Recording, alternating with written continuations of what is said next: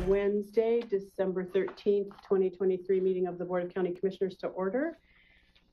Chair Farr will be joining us shortly, and we have just one item on the agenda for this portion of the meeting today, and that is our county administrator and a conversation with him and maybe some members of our staff team to first have a discussion about the establishing of guiding principles for a limited duration public safety funding task force. And after that discussion, we may move into a board order, but this time I'll turn it over to our administrator and lead us in this discussion. Thank you and good morning. Thank you. Good morning, commissioners. And yes, we have these two items here. The first one is to discuss, so on October 17th, the board voted to create a limited duration task force of Lane County residents to look at funding opportunities for our public safety services. What the item after this one will be to consider an order for the appointment of the 5 individuals appointed by the commissioners. This item really is to talk about the guiding principles and charge that you would like to give to the task force itself. There's a lot of work we will do in the course of the next several months to facilitate those conversations with the task force once it's ultimately all the members are appointed. A lot of information will be shared, a lot of discussion will ensue, but in order to make sure that we are clear in terms of the board's direction and that this task force ultimately brings back to you ideas and recommendations that are reasonably in line with where the areas that you would like them to explore. We want to have this opportunity to seek feedback from you. I think we mentioned this at the October 17th board meeting, that Commissioner Farr is here now. So, and the stairs didn't kill you. Nice cardio. We just started. So we'll let you catch your breath. And I was just introducing the item and the discussion that we want to have with the board about developing the guiding principles and the charge for this task force. So Devin Asbridge, our public information officer, has been outstanding in helping us facilitate various conversations between myself, the sheriff, the district attorney, our community justice and rehabilitation services director, and our health and human services director, and other staff. And we will all be involved in supporting and helping to inform the work of the task force. Again, we want to seek your feedback on the particular areas that you would like them to focus on. So I want to just open it up for that discussion. And we're here, the sheriff and chief deputy are here, as well as the public information officer and myself to answer any questions. Is there anything else? I guess I'd ask both the sheriff and Devin, is there anything else you want to add to before they launch into the discussion?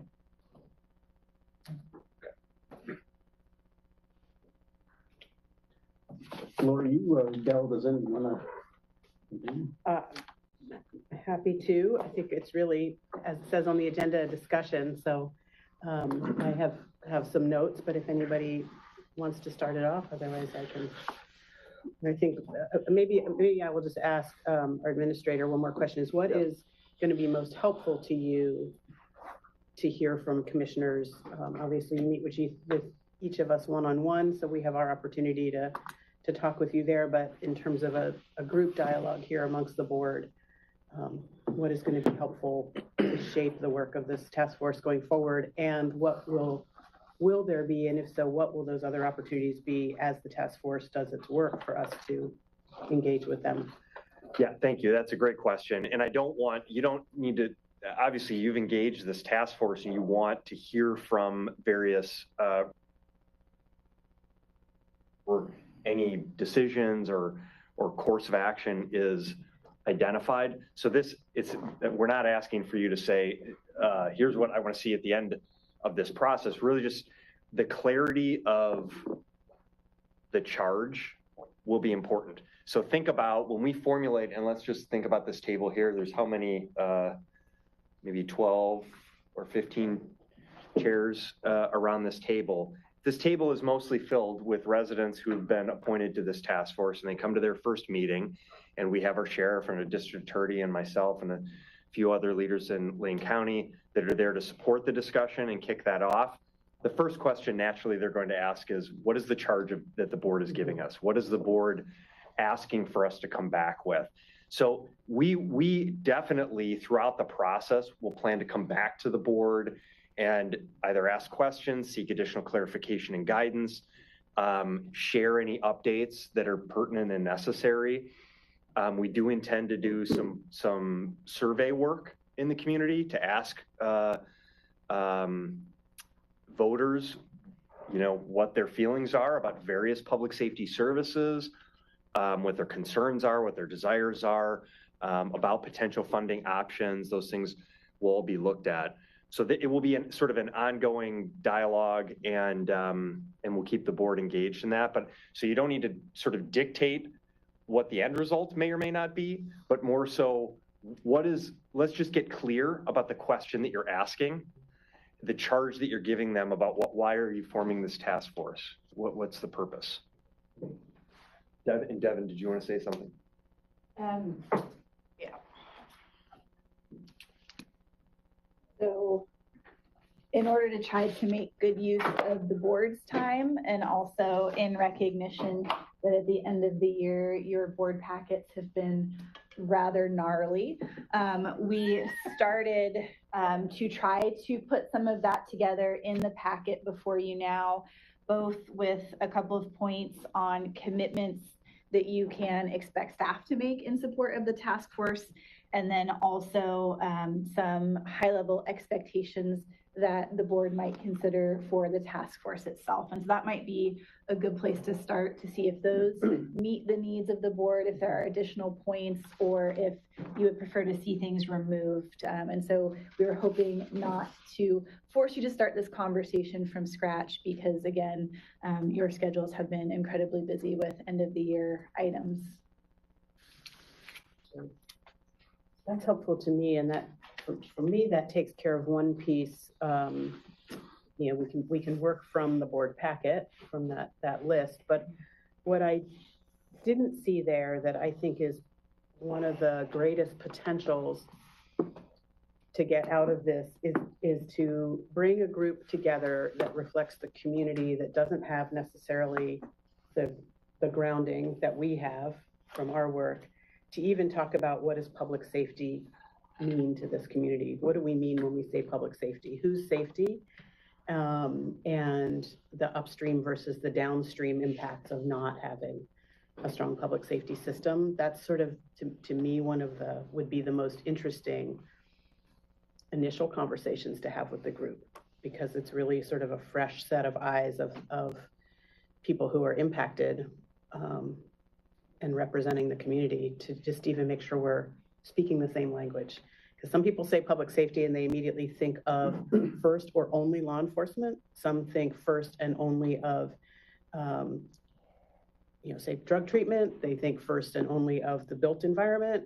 And, so what even does public safety mean to this group? And we're getting a working definition for the task force of what that means, and then grounded in what does the system currently look like and what are the constraints. Yeah.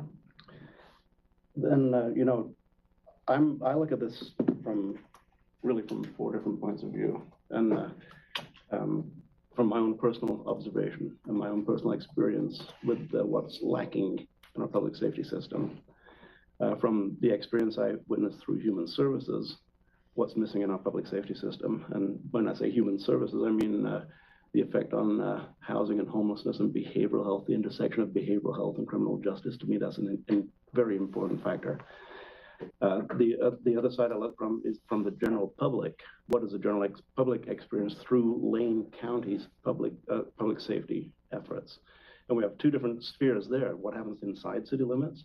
What happens outside city limits? And really, we're focusing more on what happens outside city limits other than the criminal justice system itself. And then the fourth, and to me it's the most important, is the people who are actually practicing public safety in our county. They're the ones, I always will contend that the people on the ground are the ones who are closest to the work being done. The people who are actually swinging the hammer know how the nail drives. And to me, the three of them are sitting in the room, Chief Wilkerson, Sheriff Harold, and DA Perlow. I want to hear from them. What is it that we need in our public safety system to make their interaction with the public who require, who need, who aren't getting a full measure of benefit from our public safety system? What do we need to do, and how do we need to do it? Which is going to inform the committee what is the work ahead. Part of it, of course, is how do we fund it on the ongoing basis. And a part of it is, what does public safety mean? How deep does it go into behavioral health? And how deep does it go into the actual sentencing and court system? So to me, I can answer that. Any one of us can answer that, but those folks sitting over there can answer it far more clearly than I can.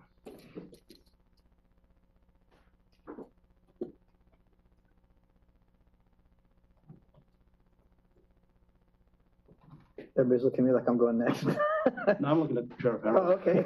Yeah, I would have to agree. I'd love to hear from you all what you think would be good expectations for this task force.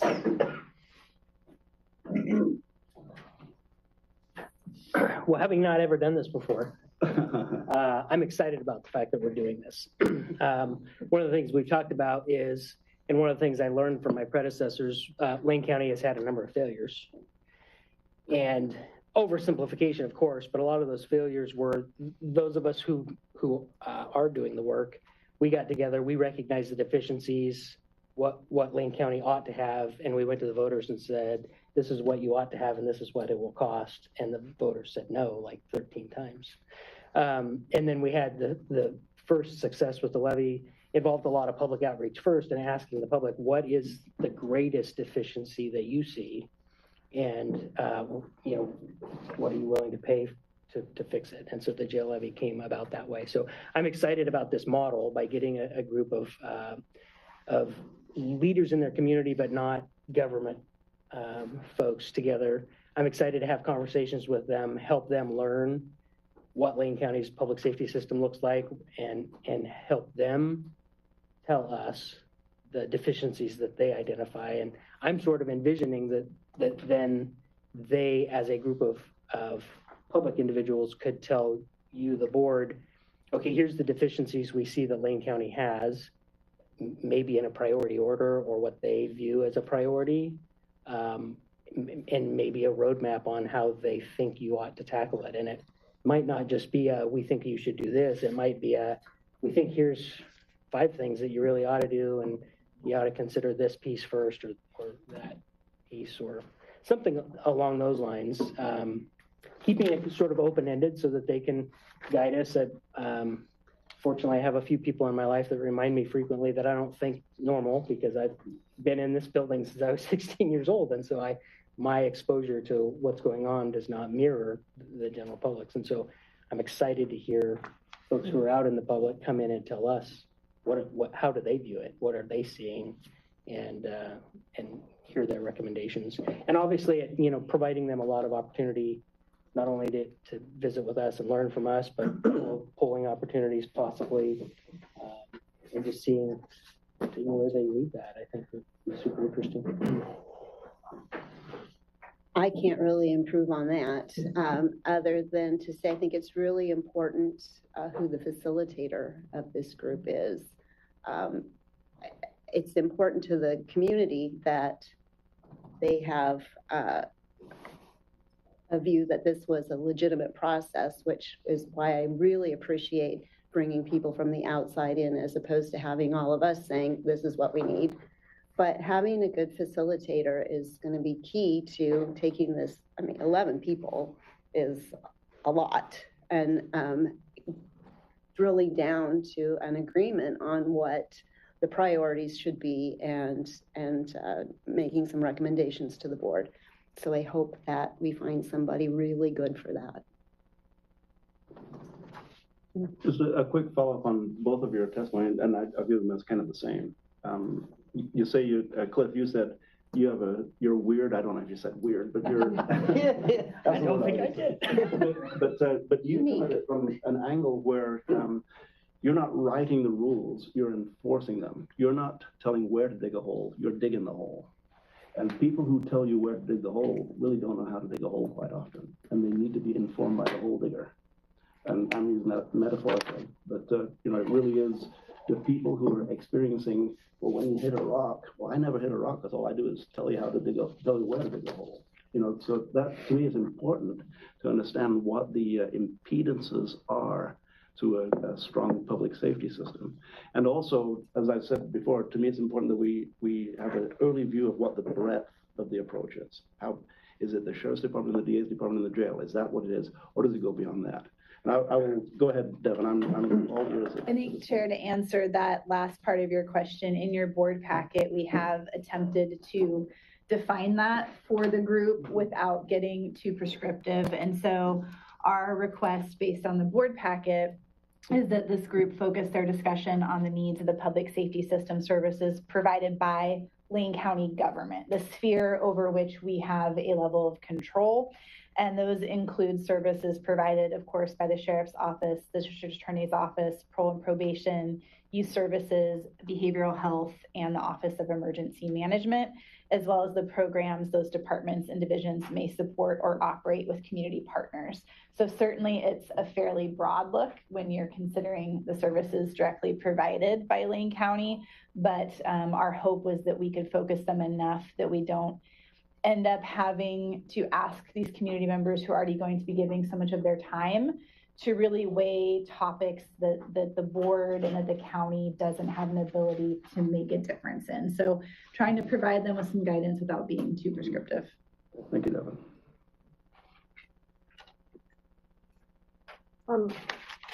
If we're talking about, part of this group is what outcomes do we want? I'm hoping that we can get kind of a map of the whole public safety system that can kind of visually show residents where our gaps are, and focus on either what solutions would be for a holistic systems change, for it to be adequately funded for our community, but maybe also even some options where there are certain divisions or sections that we could tackle. If maybe a holistic change is too much for the community or more than we can bite off at one point. Knowing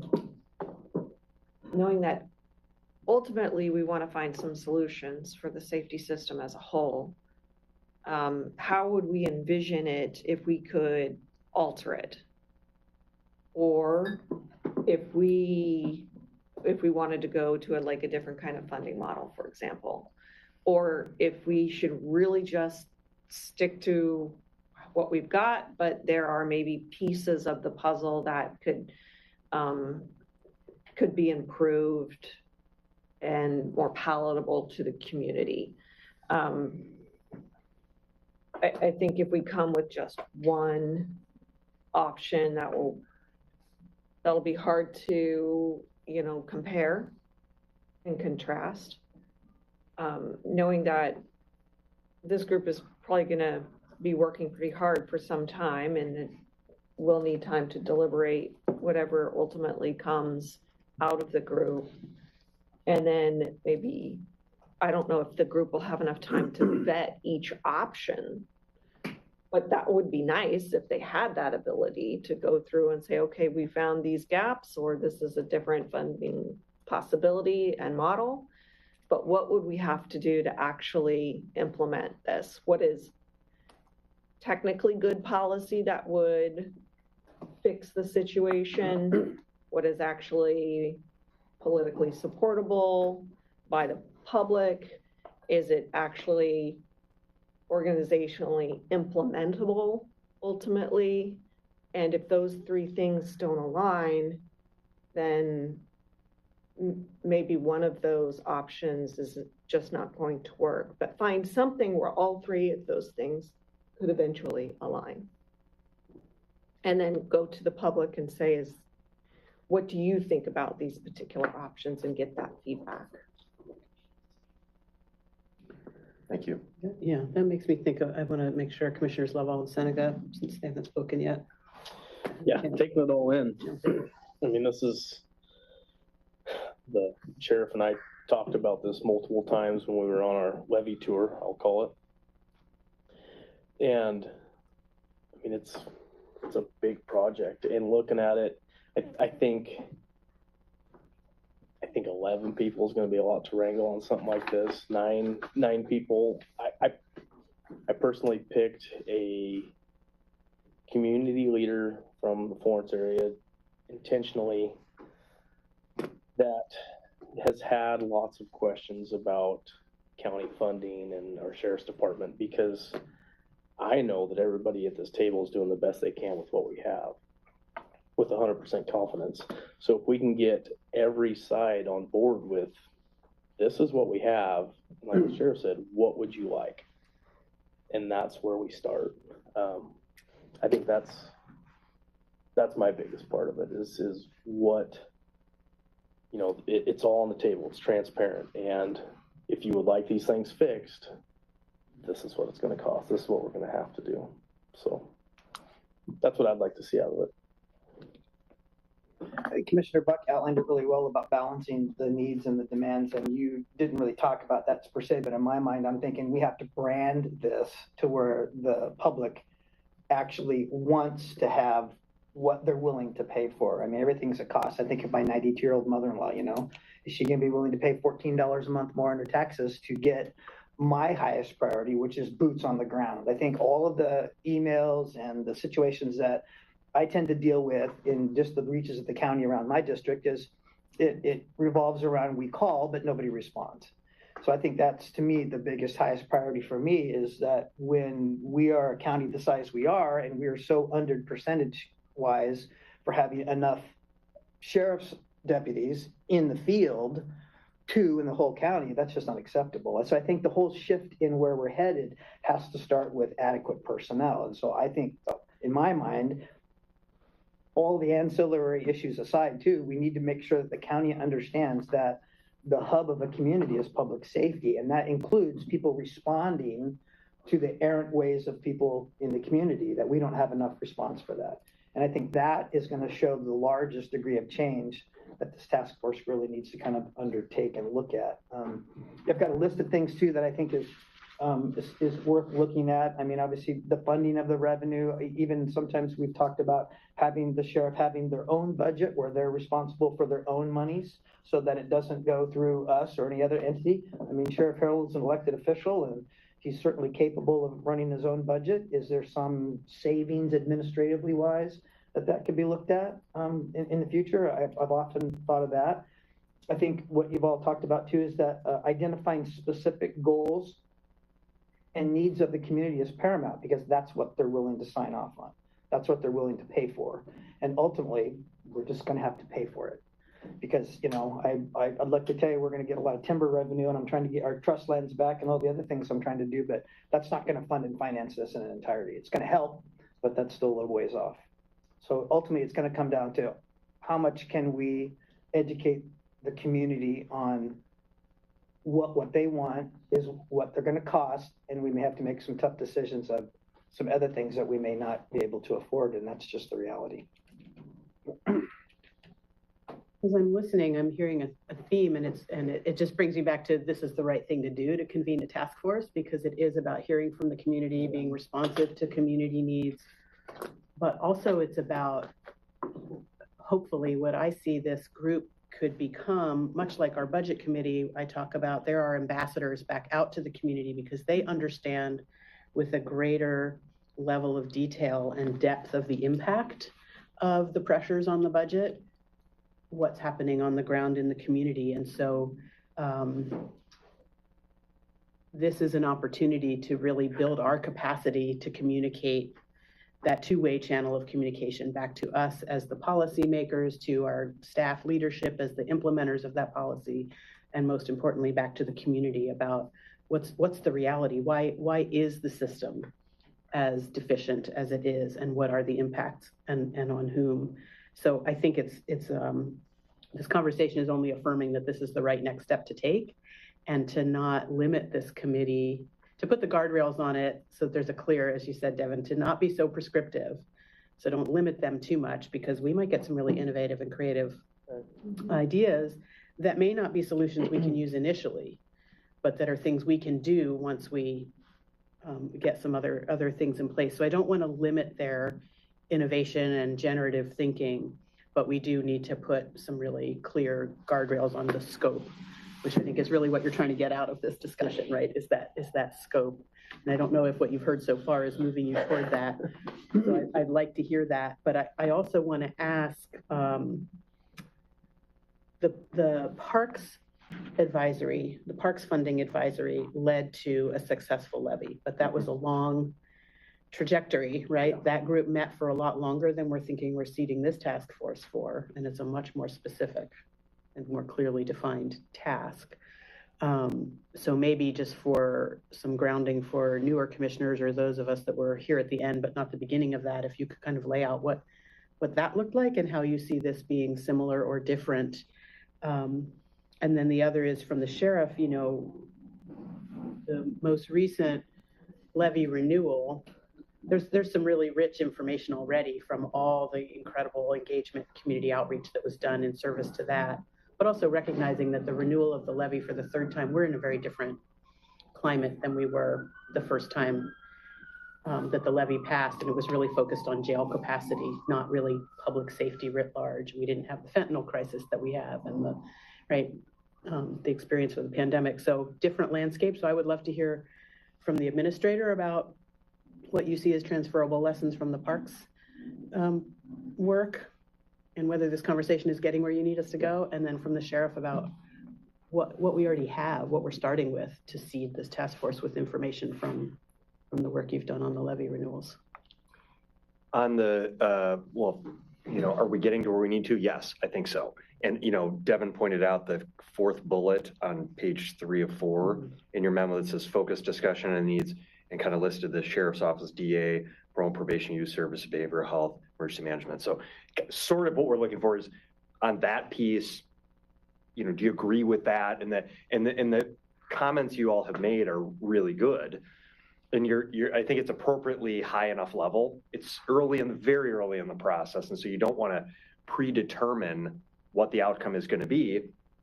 I think in Commissioner Buck, some of your comments about, you know, just the education, there's going to be a lot of education and information sharing up front to kind of have consistency around I wrote the lay of the land, you know, getting an initial lay of the land of our public safety system and particularly where there are gaps.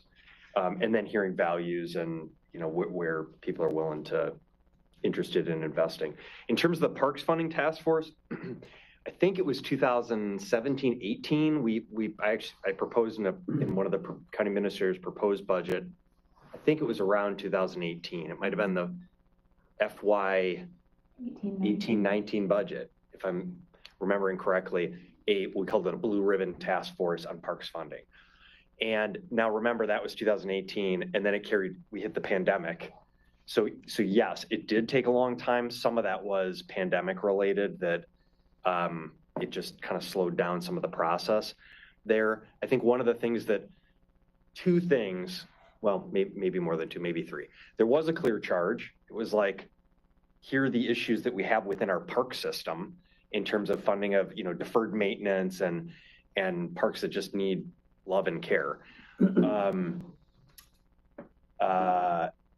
Two, we formed a group. Actually, the group was like It was 15, about 25 people. It was a big group.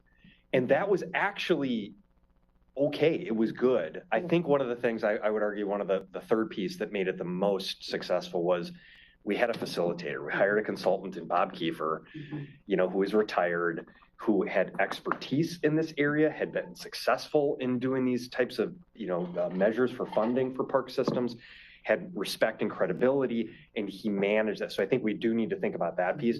I'm really not worried about 11 because we've done it with there's benefit to a bigger group because you get a broader representation of the community. And I think you want that feedback. I think, but the bigger the group, in particular, we're going to want someone that has the skill to sort of, because the staff, you know, our elected department heads, our appointed department heads, and the support staff that are going to be there need to be there as subject matter experts to inform the discussion. but I don't want to put any of our folks in the position necessarily of facilitating that, because I think it's, that's a different role. So hopefully that answers your question. If I can interject, is there, I mean, you said Bob Kiefer, I mean, I've known him for years, he's a good friend of mine, and he's super at what he does. Is there someone that's in this public safety arena? I mean, Vice Chair mentioned that we're only going to be here a certain amount of time. We don't have the luxury of all the time that the Parks Levy people had. Would it behoove us to try to get someone of that caliber, Bob Kiefer caliber, to be the facilitator? So we could have, let's say, 9 or 11 people plus the facilitator to navigate those waters in such a brief amount of time. Yes, that's the goal, is to get someone that, Do we have anybody in mind yet, or are we still? We are thinking? working through that process, Commissioner. We want to make sure we have a committee in place, an idea of the timeline. But that is certainly a discussion that the staff working group is continuing to have on who might be an appropriate choice. And I'm keen on hearing how that goes forward, because there are a number of people in our community who surfaced in my mind who have broad and deep experience in both public safety, but also how public safety fits into the other funding systems. And somebody who I met with just this morning, John Reese, for instance, who has broad, deep experience. And somebody who I meet with most mornings is Doug Harkleroad, who has broad, deep experience. Now, Doug is fully retired. I don't think he's such a person, but we have a lot of people in our community who really do know and have firsthand experience what is missing. Well, I would guess what's helpful to, because this is really the administrator's calls what you need from us is this general guiding, this discussion that creates some guiding principles, but the actual operationalizing of this task force is your job. And so I would just recommend to my colleagues, send forward names or mention them so they get added to the list. But as Devin said, it's an order of operations issue at this point of getting the task force seated, and then having the full confidence of our administrator and his team that has been already putting a lot of time into just preparing for this task force to select someone who's going to work best. And if I may, Vice Chair Trigger, Steve, you have experience. I mean, you did successfully guide the task force for the parks. I mean, from this level, most certainly, you weren't deeply involved, but you put that together and it did work. And ultimately, we passed a levy against, really, most people would say against all odds. We passed a levy, and a fairly substantial one. Then, with the sheriff's levy, Cliff, I don't know how many doors you knocked on, quite literally. You and Becky between you. You're out in the community, and you stated that we have a rich, the word I wrote down, we have a rich body of experience on outreach and research.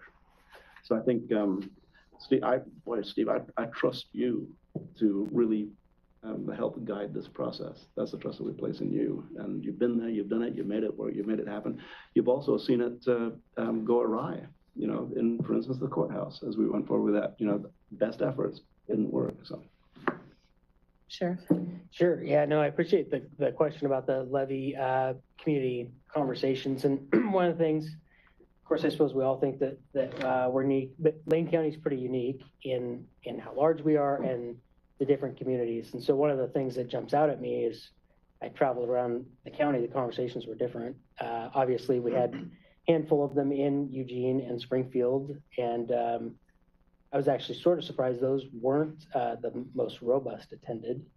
And predominantly they were audiences that were, on board with what we were doing at the jail, and those were great conversations.